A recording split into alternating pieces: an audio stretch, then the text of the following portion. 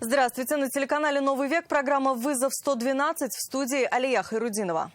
И сегодня мы покажем мужчину, который 6 часов просидел на карнизе балкона 5-го этажа, ничего при этом не требуя.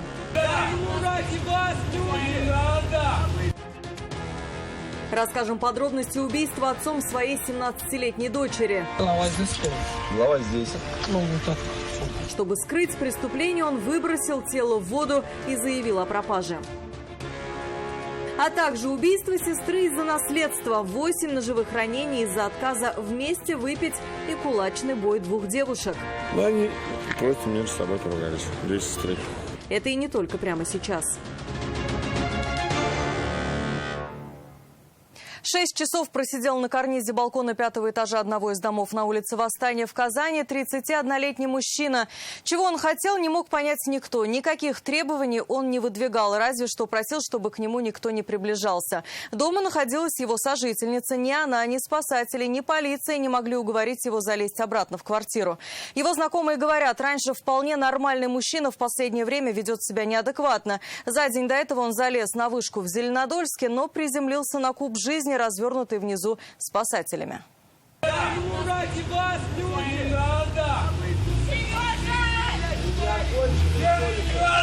Причин такого поведения 31-летнего мужчины не понимал никто. Он просто сидел на карнизе балкона 5-го этажа одного из домов на улице Восстания. При этом никаких конкретных требований не выдвигал и на контакт ни с кем не шел, даже со своими хорошими знакомыми. Ты же меня знаешь!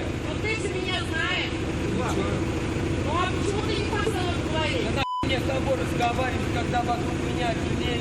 Я хочу жить, я хочу жить красиво. Но когда вокруг такие мрази. Его сожительница была дома, но ее он не пускал на балкон. Знакомая мужчины рассказала, ее сестра познакомилась с ним после того, как развелась с бывшим мужем. Сам он родом из Зеленодольска. Вскоре переехал в Казань, стали жить вместе. Прописался в ее квартире. Общих детей нет, но у него есть 4-летний сын от предыдущих отношений. Он там один в квартире, что ли? Нет, там его гражданская жена, моя сестра. А что это вот так? Солярь. Говорит, раньше на подобные выходки не было даже намека. Все изменилось в последние месяцы. Пристрастился к запрещенным веществам. Он просто поверил в себя, он просто почувствовал, что здесь хозяин, начал зарабатывать деньги, он начал ей помогать. Она стала от него как будто зависимой от этих денег. Это мне жалко ее. За день до этого он, вероятно, в таком же состоянии залез на вышку в Зеленодольске. Вон там пожарные, а он вон там наверху, он сейчас спускается. Спустился не до конца, рухнул на куб жизни, развернутый спасателями у основания башни. После того случая его госпитализировали в соответствующий диспансер, но его сожительница сделала все, чтобы его отпустили. Она его забрала оттуда, моя сестра. С наркологии его забрала, пожалела. Зачем забрала? Я не знаю, я ей сказала, я говорю, ты дура. Вернувшись из клиники, по рассказам знакомых, они с сожительницей выпили, затем он принял какой-то порошок и вылез на карниз. В квартире стражи порядка, по предварительной информации, обнаружили еще 2 свертка. Их отправили на экспертизу. Медики спецбригады скорой помощи признаков желания расстаться с жизнью у мужчины не обнаружили. По их мнению, он хотел что-то доказать своей подруге. Через 6 часов, в 3 часа ночи, он залез обратно в квартиру, также для всех неожиданно, как и вылез. Сейчас по данному факту полицейские проводят проверку. Вероника Гайнудинова, Константин Бушуев, «Вызов 112».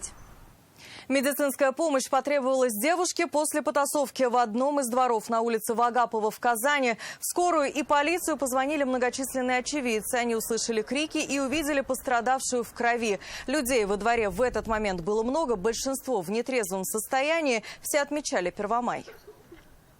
Все навеселись сегодня 1 мая. По словам очевидцев, девушка, которая живет в этом дворе, что-то не поделила со своей сестрой, и словесная перепалка переросла в кулачный бой.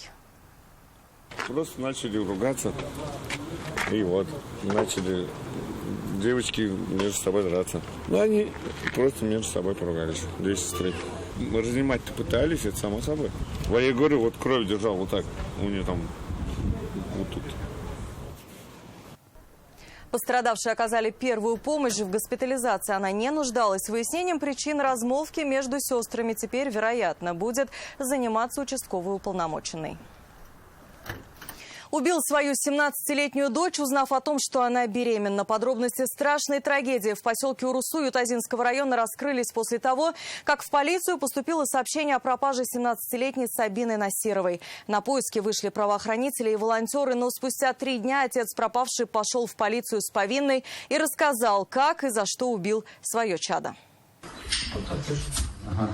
Следственный эксперимент. Отец убитой 17-летней девушки совершенно спокойно рассказывает, как узнал, что его несовершеннолетняя дочь беременна, и в приступе ярости толкнул ее. Она покатилась вниз по лестнице, ударяясь при этом головой об ступени. Спустившись вниз, он увидел, что она больше не подает признаков жизни. Голова здесь. Голова здесь. Ну, вот так. Мужчина сознался, матери девушки дома не было. Ему никто не мешал погрузить тело дочери в багажник машины и отвезти к реке Ик. Там он сбросил ее в воду, после чего заявил в полицию о пропаже. На поиск вышли полицейские, кинологи и волонтеры. Конечно, мы надеемся всегда на лучшее, чтобы найти ребенка несовершеннолетнего, живой и здоровый. Ну, конечно, в этот раз у нас наши ожидания не превзошли. Волонтеры рассказали, что об исчезновении девушки им сообщили сами родители. Тут же собрали добровольцев и выехали в поселок Урусу Ютазинского района. Несколько дней поисков не увенчались успехом, но поведение отца пропавшей их насторожило. Я узнала то, что есть напротив камеры. Мы посмотрели по камере. И как я начала по камерам вот так узнавать каждый шаг, он, походу, после меня испугался. По кадрам с камер видеонаблюдения видно, как девушка выходит из школы и идет домой, и больше оттуда не выходит. Отец выносил ее тело с другого входа. После того, как он понял, что на его след все же выйдут, пошел в полицию с повинной. Он сам показал, где сбросил тело, и после этого водолазы смогли обнаружить убитую. По данному факту следственными органами Следственного комитета Российской Федерации по Республике Татарстан возбуждено уголовное дело по статье убийства. Свою вину он признал, и в ближайшее время мужчине изберут меру пресечения. Нафиса Минязова, Наиля Абдулин, вызов 112. Убил родную сестру, потому что не хотел делить с ней квартиру. Тело 53-летней женщины обнаружили полицейские в одной из квартир на улице Сюембике в Автограде. Следователи установили, что потерпевшая пришла к своему нетрезвому 43-летнему брату поговорить о разделе наследства. Они поругались, тогда мужчина схватился за нож. Один удар оказался смертельным. Мужчина полностью признал причастность к совершению преступления и сообщил об этом правоохранительным органам по телефону. В ближайшее время следствие обратится в суд с ходатайством об избрании в отношении него меры пресечения в виде заключения под стражу.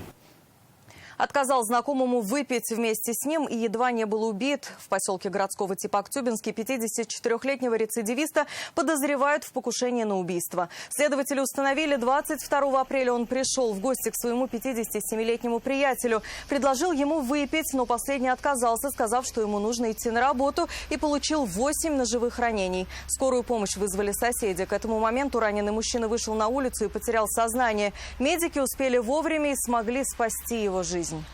Женщина была доставлена в больницу, где ей оказана квалифицированная медицинская помощь. Следственные органы Следственного комитета Российской Федерации по Республике Татарстан возбуждено уголовное дело по статье «Покушение на убийство». Причастность к совершению преступления мужчина признал. До 7 лет лишения свободы грозит преступной группе, которая занималась незаконным обналичиванием денег в Казани. Следователи установили, что с декабря 2016 по декабрь 2021 года они провели незаконные операции на сумму свыше 131 миллиона рублей. Комиссию за свои услуги брали не менее 12%. Злоумышленников задержали. Провели обыски в их квартирах и собрали всю доказательную базу их причастности. Уголовное дело направлено в суд для рассмотрения по существу. А здесь что? А здесь как? Давай уж это тоже откроем.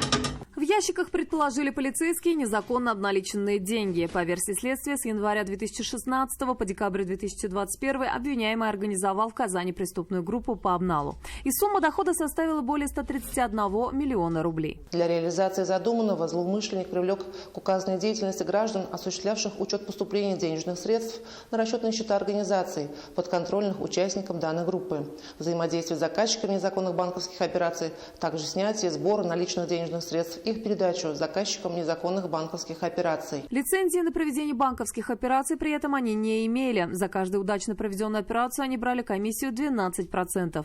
Злоумышленников задержали и провели обыски в 14 жилищах и 7 офисах. Изъяли технику, банковские карты, кассовые аппараты, черновики и деньги. Все это, по мнению полицейских, использовалось в их преступной деятельности. Уголовное дело было возбуждено по статье «Незаконная банковская деятельность». Следователи собрали всю доказательную базу и направили дело в суд. Злоумышленники Злоумышленникам грозит до 7 лет лишения свободы. Нафиса Минязова, вызов 112. И это все, о чем мы успели вам рассказать. В студии была Алия Хайрудинова. Увидимся и не бросайте вызов судьбе. Вдруг она его примет.